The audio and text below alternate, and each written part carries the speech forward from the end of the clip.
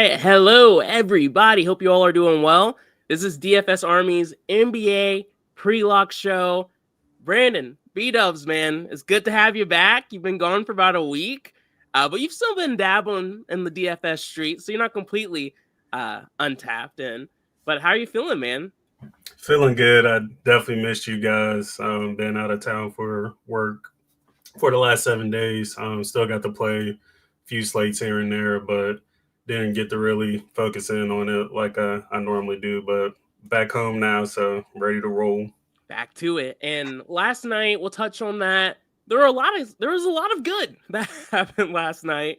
There were also the chalk fails that hurt us a little bit. But Queen popping up in 99% of our lineups. I capped him at 50%.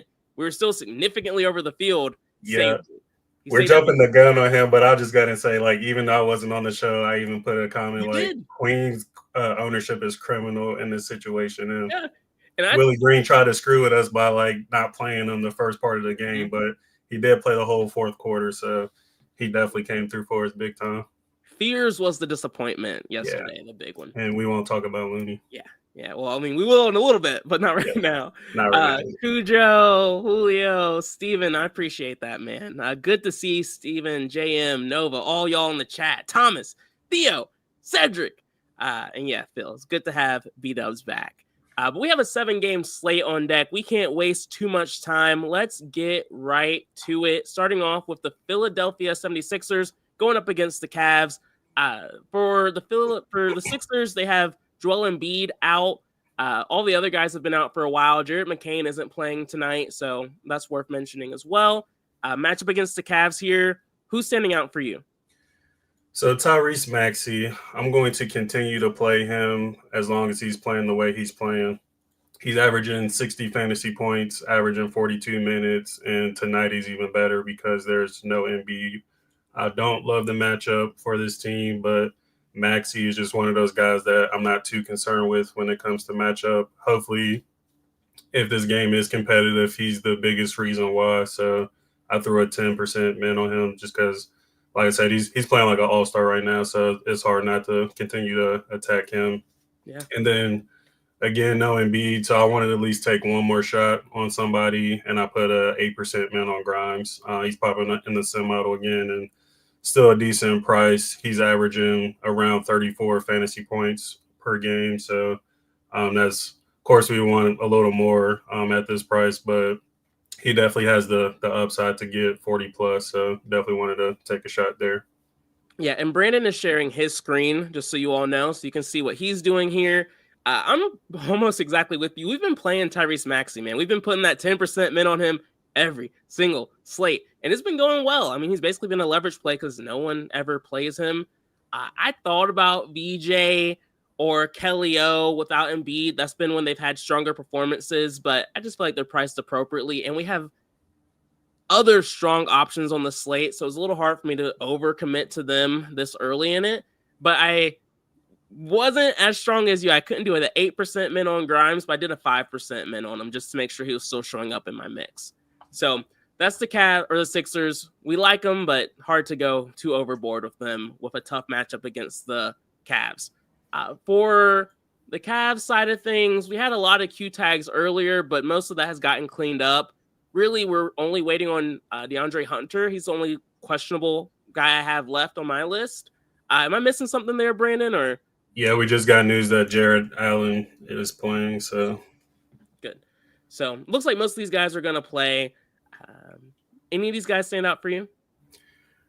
At first, I was like, yeah, this team isn't really standing out. It's looking like Darius Garland might be returning tonight as well, which he pretty much muddies the water for everybody. I wouldn't be surprised if either Mobley or Mitchell pop off here. I'll never talk anybody out of playing them, but I didn't get there. There is one guy, which I might change this to just a 5% min, is Jared Allen. I just think he's too cheap, especially with no Embiid. 5,800 is a pretty solid price for what he can do in this spot. So definitely want to take a shot there. That's a good point. I was Mobley stood out a little bit for me from like a matchup standpoint, but that price tag is Yeah, crazy at prices are tough for 9,100. everybody, minus Allen. Yeah, and I'm with you. I think 5,800 is a little cheap for Allen. That's a good call out. I wasn't really interested in him earlier. Of course, he was questionable, but with him playing, I think I'll follow you and put a 5% min on him. Makes me a little nervous. I don't love it, just given some of the other value we have on the slate, but I think that definitely could work out. All Not right. to jump ahead, but Jordan Poole is out. Boom. There we go. That's what I wanted to hear. I love that. I can't Me wait to too. get to that game. Feel better about those guards now. Yeah. I mean, I kind of wish we got the news later because I was just Yeah. going to go overboard no matter what. Like, I was Yeah. just going balls to the wall, but I'm okay if they're going to be chalky. I'm not scared of it. Next game, second one in a row. That's a little gross, pretty widespread here. We're just hoping these games stay close for DFS purposes. We have the Jazz going up against the Pistons. For the Utah Jazz, Kessler, he's out, like legit out for a while now. So Nurkic should start in this spot. These guys have a really tough matchup going up against the Pistons. But it looks like you have a little bit of love here for one of these guys. Yeah. Emphasis on little. But yeah, Nurkic is the obvious play with no Kessler, like you mentioned. I wish he was a bit cheaper, and he kind of makes me nervous because he's been a chalk bomb before in the past. I'm currently at 51%, so I'm okay with that for the situation he's in. Keontae George, I love him quite a bit. He's averaging 42 fantasy points per game. So 7,100 is, I still think, too cheap for how he's been playing this season. So I definitely love him. I didn't have to do anything there. But with that Jordan Poole news, I might want to make sure I actually don't see him. So yeah, I'm going to put a 15% min on him. And then I put a 5% min on Love.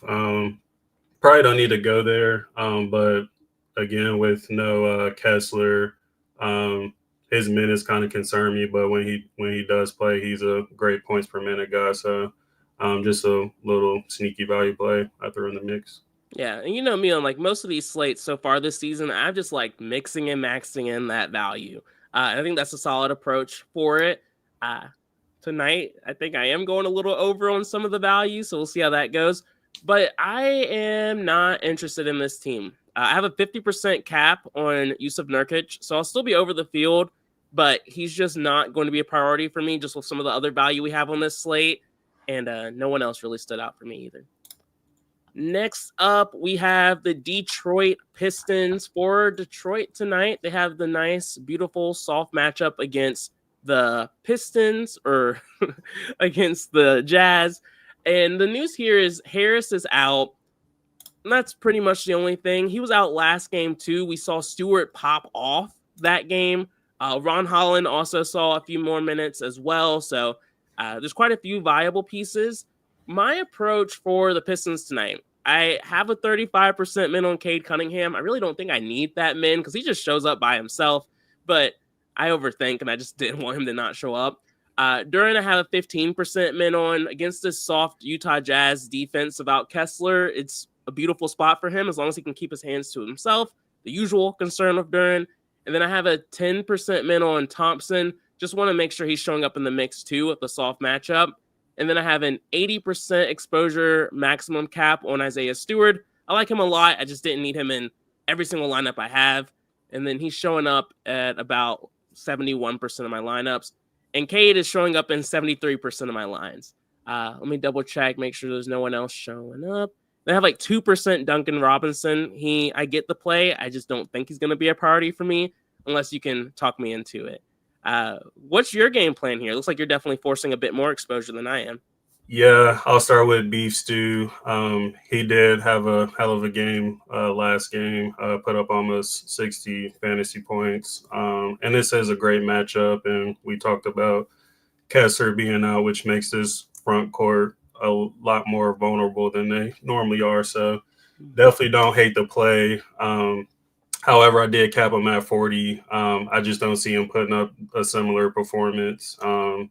And we know he loves the foul too. So I can see him being a high candidate of being a chalk bomb tonight, especially when we have other guys kind of similar in his range that can outperform him. But again, it is a nice situation for him. So I do still want some exposure there. Yep. Cade is the obvious great matchup.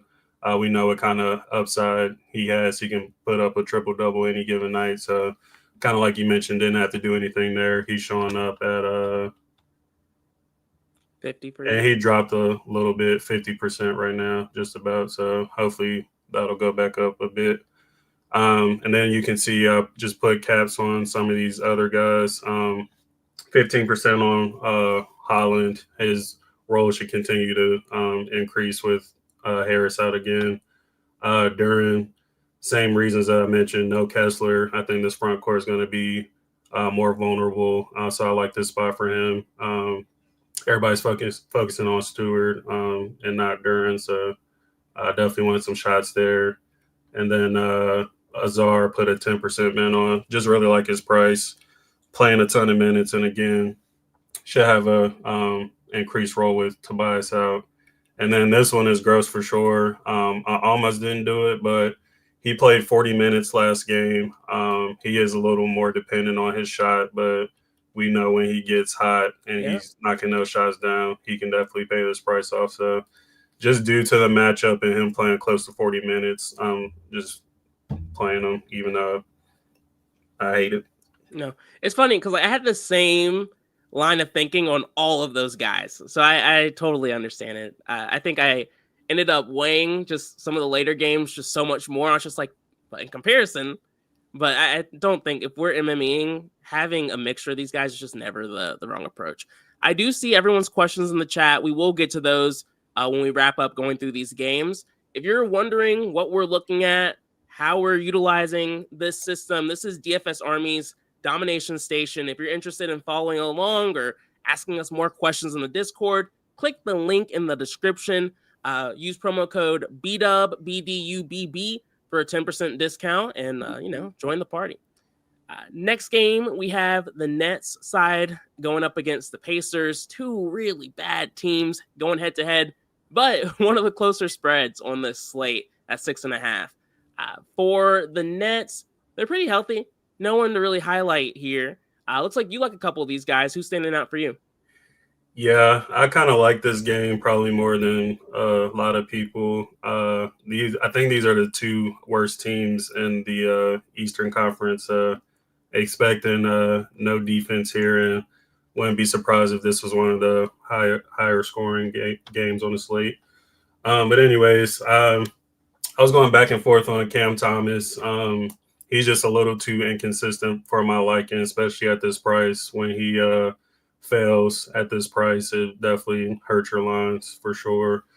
But with that being said, like I said, Pacers are one of the worst teams, along with the Nets. No defense, and one thing Cam will do is shoot the ball. He has to be averaging like over 20 shot attempts a game. Every game. Yeah. So definitely, if he can knock those down a bit more, he has slate breaking upside for sure. A guy I really love more than anybody on this side of the ball is Nick Claxton. Over the last 3 games, he's been averaging around 40 fantasy points. And if you do the math, 5,600 is just way too cheap for how he's been playing the last few games. And again, the matchup is beautiful. I love targeting this Pacers front court too, because we talked about it in the past, even more so with Turner gone now. This front court has been struggling a bit more. So I think Claxton is a sneaky play for sure tonight. And then MPJ has been really solid so far for the Nets. So just another guy I wanted to get in the mix with a 10% man.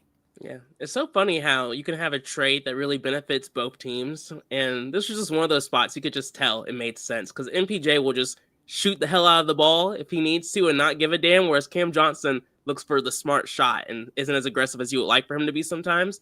And, worked out for both sides. I'm with you on this.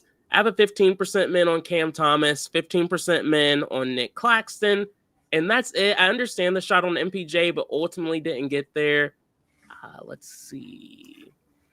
Claxton Thomas. And then I have like 2% of Tyrese Martin. I'm not going to over tinker that and X him out.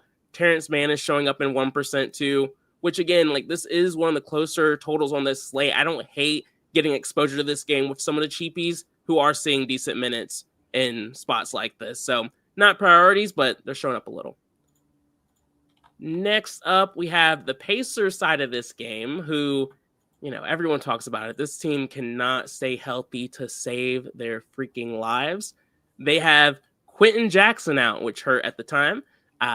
Mathurin is out. Nimbard is out. Furphy is out, who I did have a little bit of last time out too. And yeah, these guys are missing a ton of people.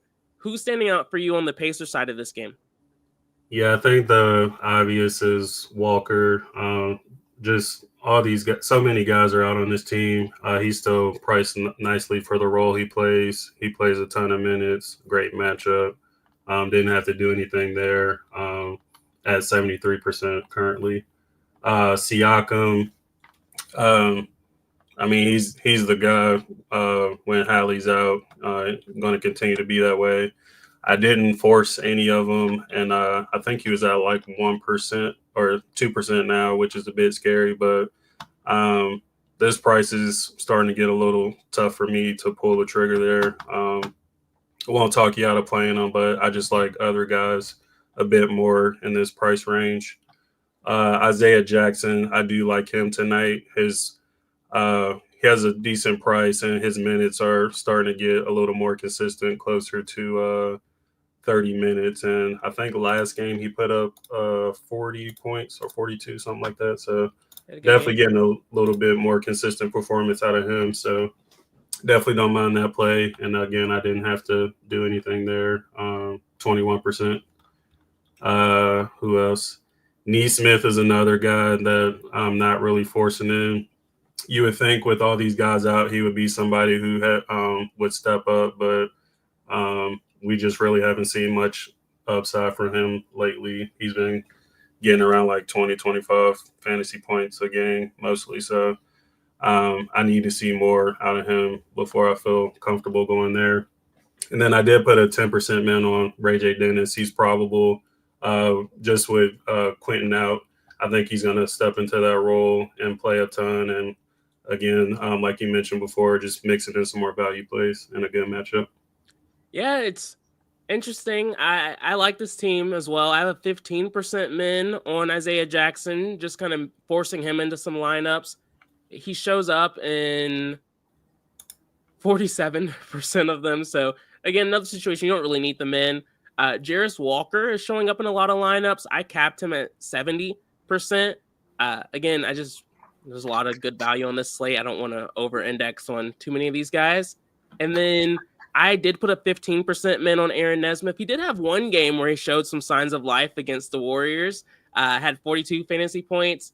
In in a spot where this game is supposed to stay close, he takes a ton of shots. He just needs them to fall. At 5,900, I'm willing to take the shot on him, but I understand him not being a priority because he is super shot dependent these days. Next game, we have the Wizards going up against the Celtics. Widespread here for the Wizards. They are basically healthy. Chris Middleton isn't playing, which means Champagnie should jump into the starting lineup. And then, just like a slight boost to some of the forwards here. Matchup against the Celtics is still pretty tough these days. And we've been doing this all season. Have a 10% min on Sarr. Technically a leverage play. He's been good. His minutes, aren't always as consistent as you would like for them to be, but they've been better this season than last year, so trending in the right direction. You can make an argument for Bilal here if this game does stay close. I expect him to be pretty involved, but I couldn't make a strong enough case to do anything besides put a min on Sarr. Do you see things differently? It looks like we might be looking at it the same way. Same exact thing for me. You took the words right out of my mouth. Sarr is having a hell of a season so far, averaging 40 fantasy points per game.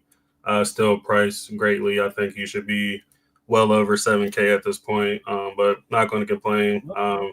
We're not mad. He's just going to continue to be lower owned. He's in a good spot. I like attacking this Boston front court too. So he's a leverage play for me as well with the 10% man. Yep. All right. Next up, we have the Boston Celtics, who have the really soft matchup against the Wizards. Big question here is just how close does this game stay for them? For Boston, they are pretty healthy at this point. My strategy here wasn't a big one.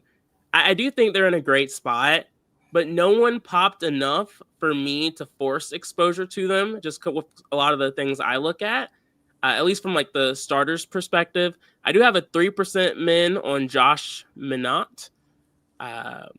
He's only 1% owned. He's shown some signs of life. Just a value guy I'm mixing in. I think we have better value than him. So that's why I didn't really put more than a 3% min on him, but I just wanted a little bit. And then Keita, I forget how he says it. I have a 5% min on. I couldn't exceed value, but again, just another cheapie I just wanted to add in the mix. And honestly, the more I think about it, I like some of the center value. We have a bit more than him, so I'm just going to change it to 0. I'll just keep a 3% min on Minott. And then I do have guys like Pritchard showing up in 5% of my lineups, Keita showing up in 5%, Minott showing up in 3%, and then Jaylen Brown's only showing up in 1%. Looks like you're being a little bit more aggressive. What's your strat? Yeah, the only guy I've really forced in or just made sure I had exposure to was Jaylen Brown, just because it's a great matchup and he has the highest upside on this team. I do have a little bit of Pritchard and White, but I think they fell quite a bit. 6% Pritchard, 3% White. Pritchard's been he's been okay. Not terrible, but definitely not good enough to where I want to play him, play a lot of him at this price. And then Derek White has been, I feel like, kind of disappointing so far, especially with Tatum out. You would think you have some bigger games and show more upside than he has been, but I still think he's priced just a bit too high. So not really excited to play him. And I was with you on Keita as well. I almost put him in there, but like you said, I just like some of the other value at center that we have, like Jackson and Gafford are only 100 and 200 more than him, so like them a bit more than Keita tonight. You have me thinking about Brown. Like, just looking at the small forward position, there aren't too many just pay up options there in general, and so just forcing exposure to him a little bit just creates some unique lineups. So I'll follow you and put a 15% min on him. I like that. All right. Next up, we have the closest spread on the slate. We have the Minnesota Timberwolves going up against the Knicks. For the Timberwolves side of things, it looks like Anthony Edwards will be back. And is he still listed as questionable, though? No, he's available and won't have a minutes limit at all. Perfect. Tough matchup, though, going up against the Knicks always. Did you do anything to these guys, or did you like any of them? No, this is one of the least appealing teams. I generally have a rule of thumb where I like to play studs in competitive games or projected to be competitive, which this is that. I'm kind of tempted, especially since we got news that he won't be limited in any way. I probably won't, but Ant would be the only guy I would force in, and if I did, it would be like a 5% min. Everybody else is priced up as if he were still out, so no one is really standing out, and just a bit tough to get to this team overall. And you're right here in my head. I do have a 5% min on Anthony Edwards. I don't know. I'm going to do it. These key tags never scare me when it's someone who's low owned and I can put a 5% min on him. If he sucks, then like, okay, lost 5% of my lineups. They're still 95. Whereas if he crushes, you're still in a pretty solid spot. So I do have that 5% min on him, even though it is a terrible, terrible matchup. And they say there's not a minutes limit. I think he probably will still only play around 30 minutes, but would love to be wrong, clearly, since we'll have some leverage there. Next up, we have the Knicks. The Knicks, they are the news we are really waiting on. Unfortunately, Cat is questionable with an illness. If he's out, we're loading up on the Knicks because they're just underpriced for that kind of situation. But if he plays, what I have a 10% min on Cat. Assuming he plays, I just want exposure to this situation. Again, close spread. I want exposure to the studs. Then I also have a 10% min on Brunson. Jalen Brunson. Again, these 8K studs in the close matchup, I'm just forcing exposure to. What are you doing here? Yep. So again, for me, I like to target the stars on teams in a competitive game, a close spread. So 10% min on Brunson, 5% min on Cat. Of course, we will adjust if Cat ends up being rolled out, but I do lean him playing tonight. So definitely okay with having some exposure there. And then another rule of thumb that I have with this team, which probably isn't needed and understandable if you don't want to follow it, but as long as OG and Bridges continue to be in the 6K range and low own, I'm always going to throw a 5% min on them. They both average around, they're pretty close to 40 DraftKings points a game. And we know they usually kind of alternate their spike games too. We've seen Bridges put up not too long ago 50 points and nobody was on them. So just the amount of minutes they play and their ability to have ceiling games at any given moment, I just like throwing them in the mix. Again, they're probably not needed, especially in this matchup, but it is a close spread, so definitely don't mind taking shots on them. Yeah, I don't hate that strategy, especially since they're not seeing a lot of ownership. I'm not following it, but I understand it and I respect it. Next up, we have the Rockets going up against Memphis. Another game with a pretty wide spread at 8.5 points. Not crazy, though. For Houston tonight, we have Jabari Smith listed as questionable. If he's out, it's a boost to Eason. And then Adams is listed as questionable as well. Who do you like here? Yeah, I love targeting the Grizzlies, so I'm playing quite a few of these guys. Start with the main guys between Amin, KD, and Şengün. I'm pretty much matching the field or pretty close to it on them. They're up. They have upside and a really soft matchup. So want some exposure there. And then I have a 5% min on Eason and Jabari. They both were popping on the sim model. I won't like Eason as much if Jabari plays, but he's a good points per minute guy. So even if Smith plays, there is a world where Eason can still smash. And then, of course, if Jabari is rolled out, then I'll switch all my exposure over to Eason and probably try to get a little more because he'll definitely look better if Jabari's out. So those are kind of the 5 guys I'm targeting and no one else here. Perfect. Yeah, I'm with you on a lot of this. I have a 15% min on Amin as well. Just a good spot, like you said. He's disappointed us a few times. So that's kind of why I'm not trying to go extremely over the field because I feel like he's priced pretty appropriately, but there's enough upside here where I'm willing to make him a priority. I also have a 5% min on Şengün. I can't do it with KD. I just can't.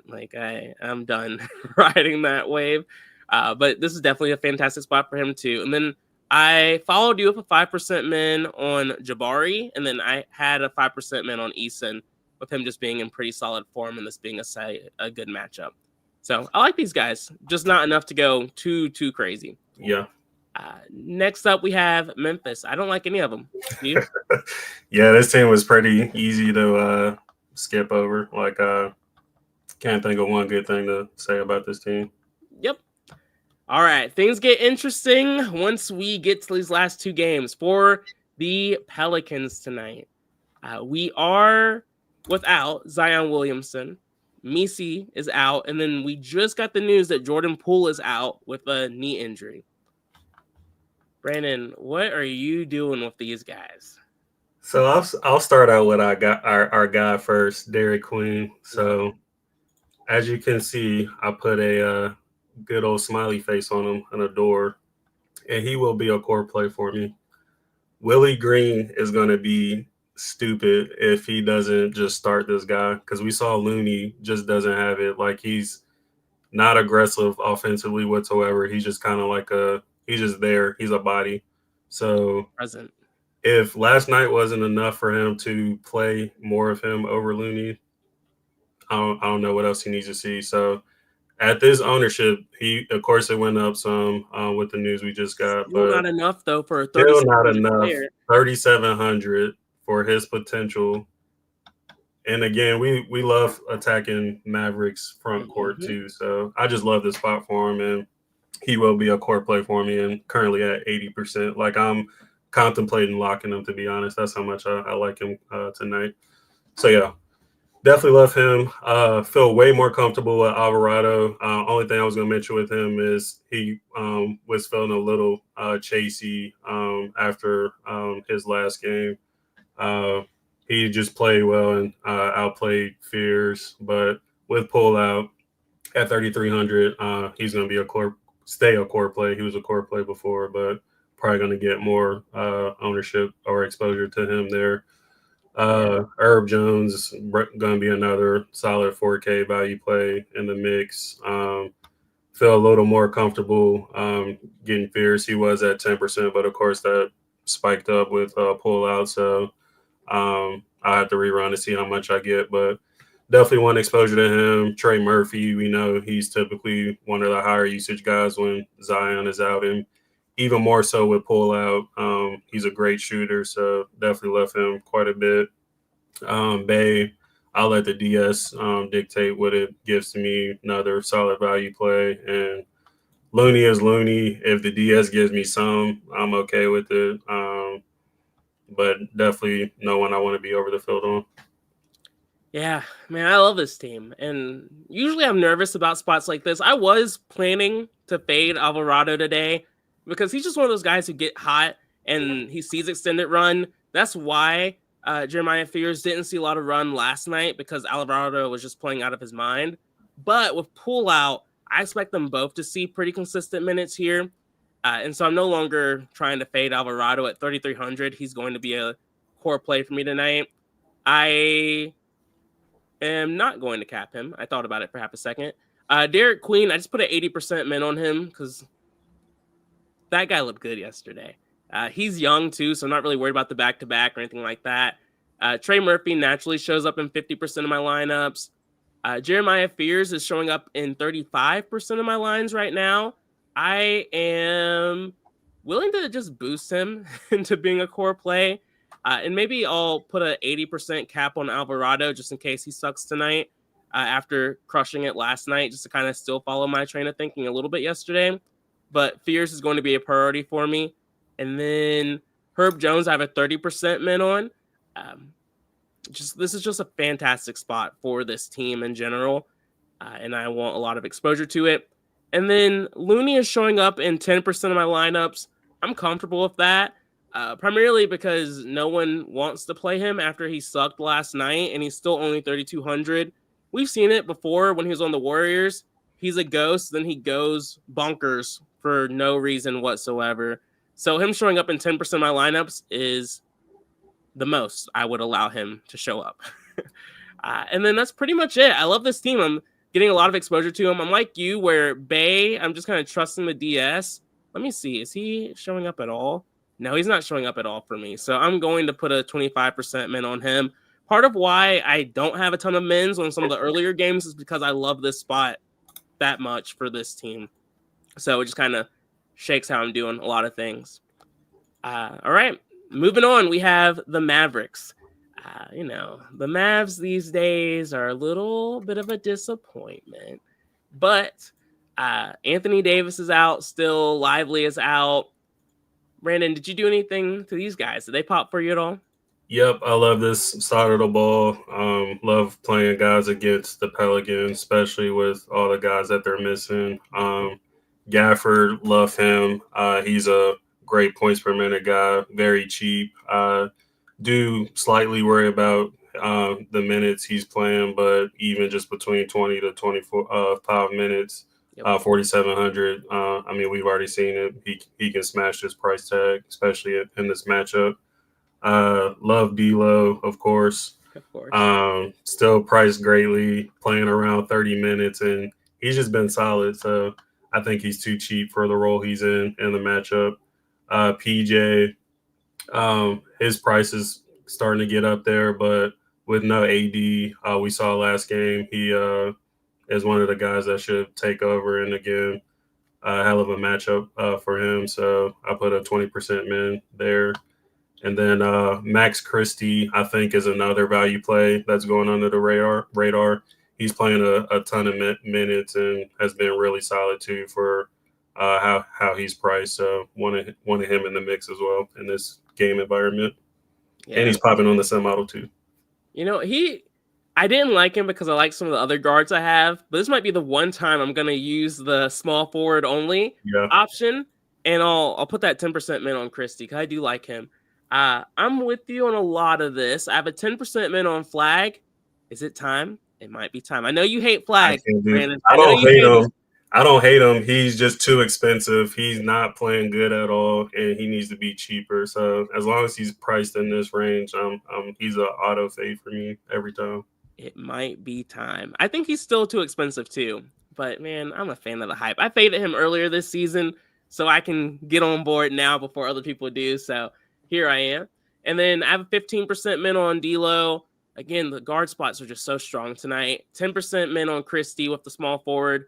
Following you on that. And then I have a 30% min on Gafford as well. So we're lined there. I think the only guy I just don't have a min on is PJ. Remember back when he was 3K? That was fun. Next up, we have the Miami Heat going up against the Nuggets. Last game on the slate, highest total. For me, I just have a 5% min on Bam just to kind of force some exposure to this team. I wanted to take a shot on more of these guys, but I just can't make a good argument for it with some of the other spots here. But you like Bam a little bit more than I do, right? Yeah, same logic. I just want a bit higher, highest game total on the slate. I'm playing the star on the team, which is Bam, considered Wiggins, but we have better plays, I think, and he's not consistent enough for me to want to pull the trigger there. So, okay. Brandon, I just thought of something. What's that? The power forward center spot is so strong today. I can't do it with Bam, but do you know who's still there? Norman Powell at no ownership. I'm going to put a 5% min on him. I like that. Is that crazy?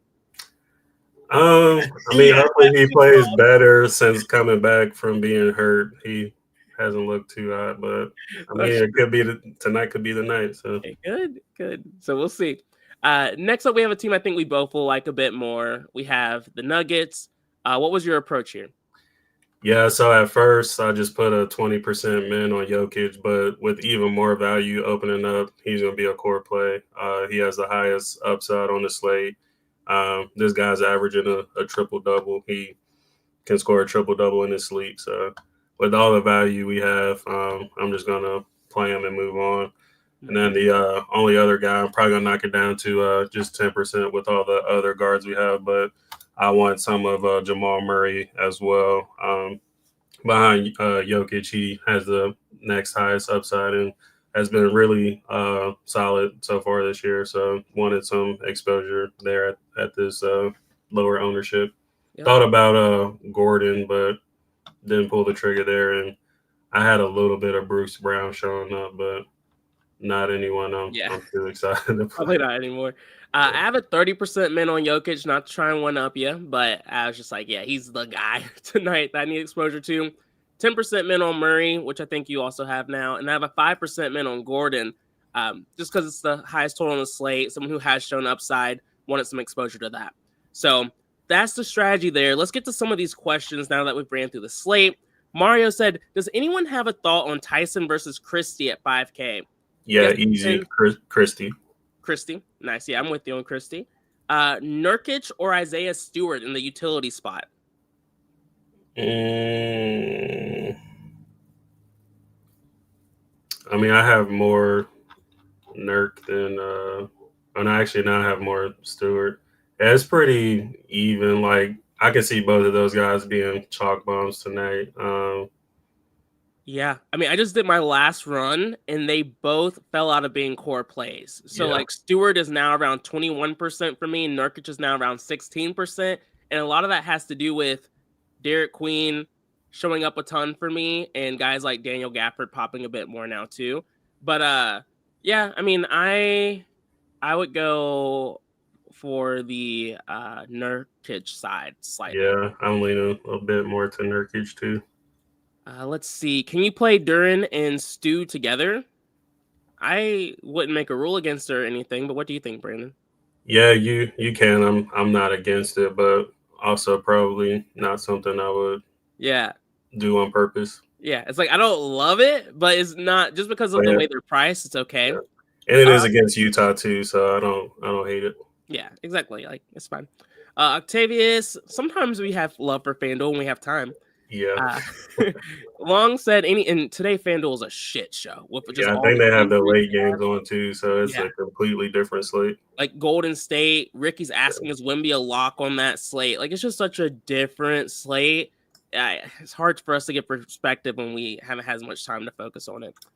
Same thing. Can I play Maxi on FanDuel single entry? I don't think so in single entry on FanDuel. There's just too many other options. But what do you think, Brandon? I mean, I probably wouldn't, but it's hard to argue against it with the way he's playing. Mm-hmm. Any love for Tyson today? No. Yeah. Garland is back. I mean, everybody is healthy. Well, I don't know if we saw the Hunter news or not. No, he's out. So, but I still don't like Tyson. He's too expensive. Yeah. All right. Well, we're gonna call it here, y'all. Appreciate the support per usual. We will be back. No, we will not be back tomorrow. It's only a showdown, so that sucks. I didn't know that. Yeah, I had to catch myself for a little bit there. We will be back on Monday, and so we will see you all then. Hopefully, we're in the Discord celebrating tonight. Catch us on Friday for tournament tactics for the NFL at 5 p.m. Appreciate you, Charles. We'll see you all soon, and good luck.